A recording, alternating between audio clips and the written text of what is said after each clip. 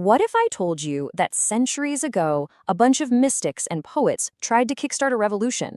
Not with swords, but with songs. Yeah, we're going to dive into the absolutely incredible story of the saints who tried to spark a revolution of the heart right across medieval India. You have to imagine a world that was just carved up by all these strict divisions. And then, figures like Kabir and Guru Nanak show up with a message that was, let's be honest, pretty dangerous for the time. They were talking about unity, a single human family. And this wasn't just some feel-good idea. No, it was a direct challenge to the very foundation of their society. So what was their main target? The walls. All those invisible but very real walls that had been built up over hundreds of years between Hindu and Muslim communities. Their whole mission was to show people that these barriers were man-made, not, God-made. And they were not afraid to take on the establishment. They looked right at the religious gatekeepers, the powerful ulamas and Brahmins, and they called for something completely revolutionary, a direct, personal connection to the divine, no middleman needed. Can you imagine how radical that sounded? So what were their weapons in this revolution? Poetry and music.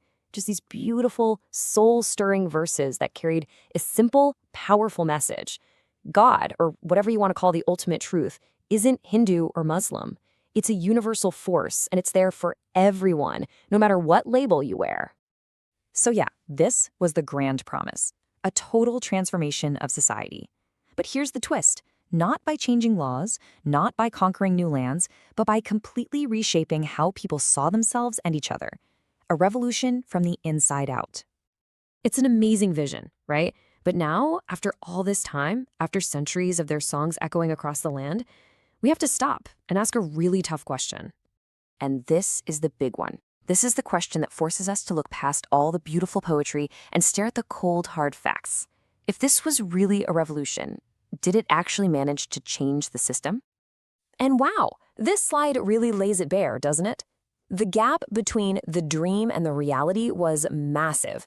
The promise was universal brotherhood, but in reality, rigid religious orthodoxy held on for dear life. They preached a direct line to God, but elaborate rituals just kept on going. They called for caste equality, but the social hierarchy, it barely budged. So the bottom line is, when you look at the actual structures of society, almost nothing fundamental changed. The formal religious practices, the caste system, the patriarchal norms, all of it stayed pretty much the same. And here's the real kicker. In a pretty wild twist of irony, even some of the Sufi orders ended up creating their own privileged classes. So, is that it? Case closed? Was it all just a beautiful failure? Well, hold on, not so fast. Because if you think they failed, you're going to miss the best part of the story. What happened next is where things get really interesting. See, their real impact wasn't in tearing down the old system. It was in creating something totally new, something that grew like a flower, pushing its way through concrete, right there in the cracks of the old world. They didn't spark a political revolution. They sparked a cultural explosion. And you can still see it, hear it, and feel it today. You see it in the breathtaking Indo-Islamic architecture. You hear it in the mesmerizing sound of qawwali music. You read it in the powerful poetry that was suddenly being written in the languages of everyday people. And you can feel it in places like dargahs, shared sacred spaces where everyone from all walks of life came together. But this brings up a huge question, doesn't it? If this cultural movement was so powerful, so vibrant, why couldn't it just break through? Why didn't it lead to real, systemic change?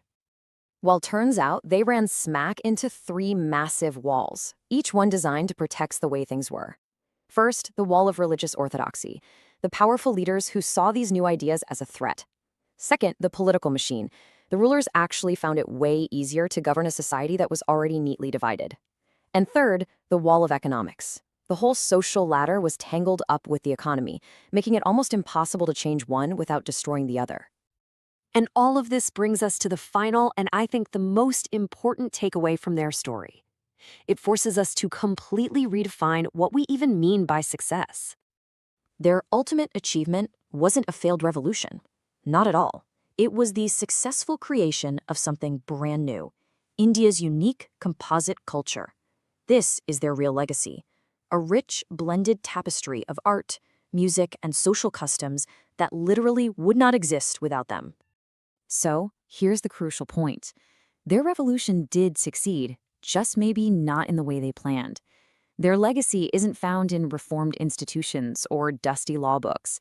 It lives and breathes in the very heart of the subcontinent's culture, in its art, its music, and its soul. And their story leaves us with this timeless, powerful question that's just as relevant today as it was 500 years ago. What truly defines a successful revolution?